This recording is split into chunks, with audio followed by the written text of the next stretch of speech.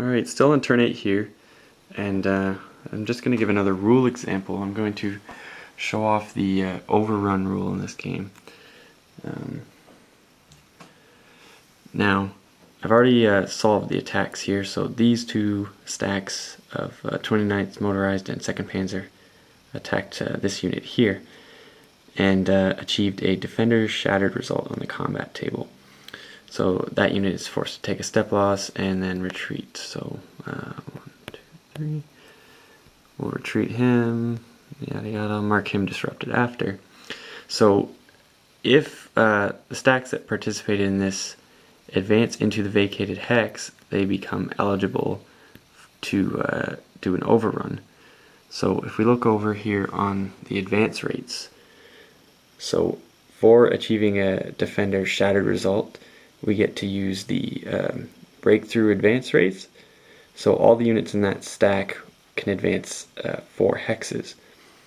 So if we go back to them here, they've used 1 to enter that hex, and they can move here for 2, and then overrun this unit for their 3rd advance. So I've already solved this combat. Here's the overrun table. They initially started at 5-to-1 odds, which is the minimum to be able to do an overrun, and using their armor and tank quality shifts, moved them up to a 7-to-1, where they rolled a 5. So we come back over, and this unit is now forced to take a retreat. We'll go there.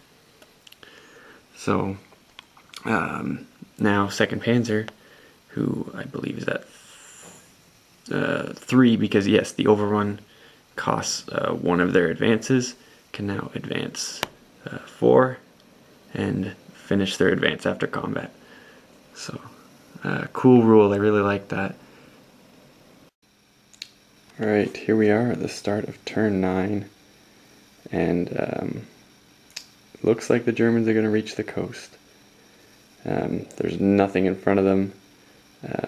Basically, the lead Panzers can reach Abbeville on this turn, and there's only a 1 strength unit in Abbeville, so looks likely that the game will end on this turn.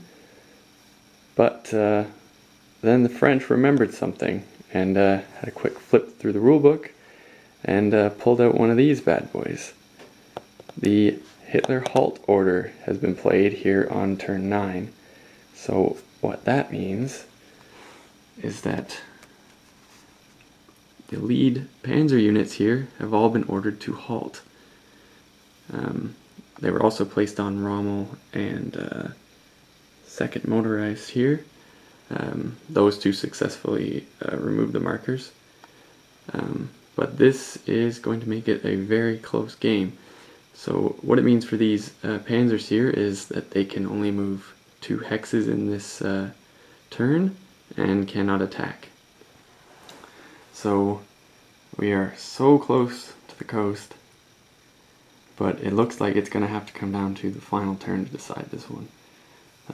The Germans will need to capture Arras and Abbeville to win the game.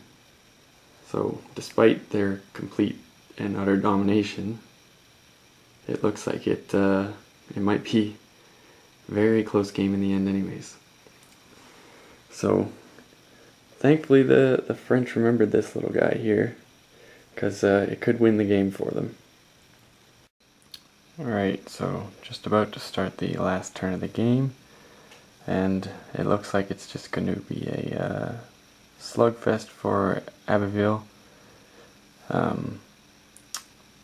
Now in the French turn, they were lucky with their reinforcements on turn 9 and got some strong British units in, so they could threaten with a counterattack in their half of this turn, and I don't know if they'll be able to entirely free up a supply line to earn them the full victory points here, but it's anything's possible. We'll see what happens, so I'll check back in after I'm finished with the Germans here.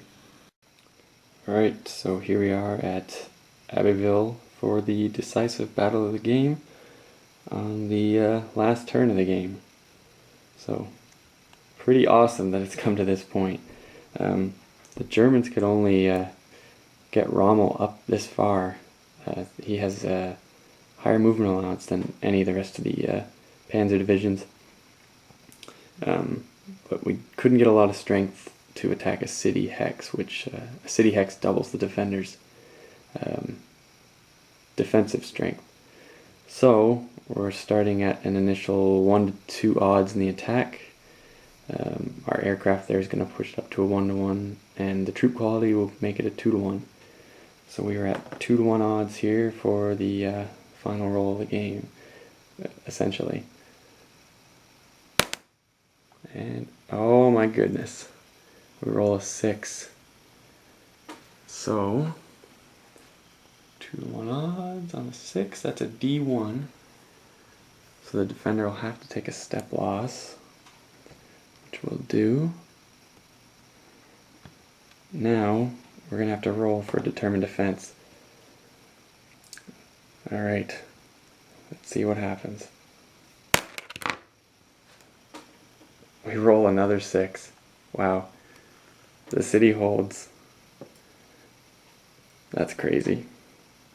So, it doesn't feel like it, but I guess the French will win this. I'm going to take a look and tally up some victory points here, and I'll let you know what happened. The French are victorious, if you can call it a victory. Because they were able to hold the rail line here, that earned them 10 VPs. The German need to earn the bulk of their victory points by cutting that rail line. So that's your make or break right there, is basically that hex. And the Germans just couldn't quite do it. So 2 6s on the last 2 rolls of the game. It's pretty crazy.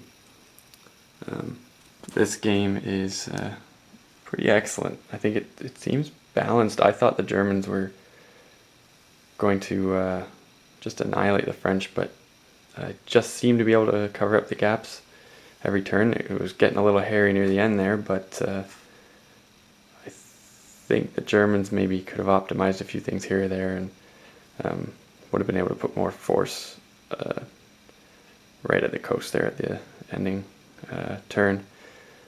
I don't know. Great game. Definitely gonna have to play it again, and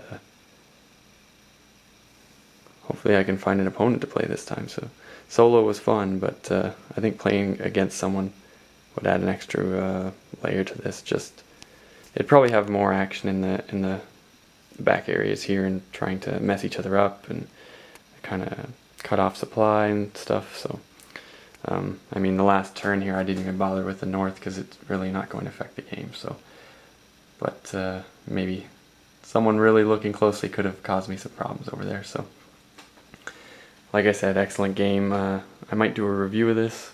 I've never done a review before, but we'll see how it goes. But thanks everybody for watching. I hope you enjoyed these videos.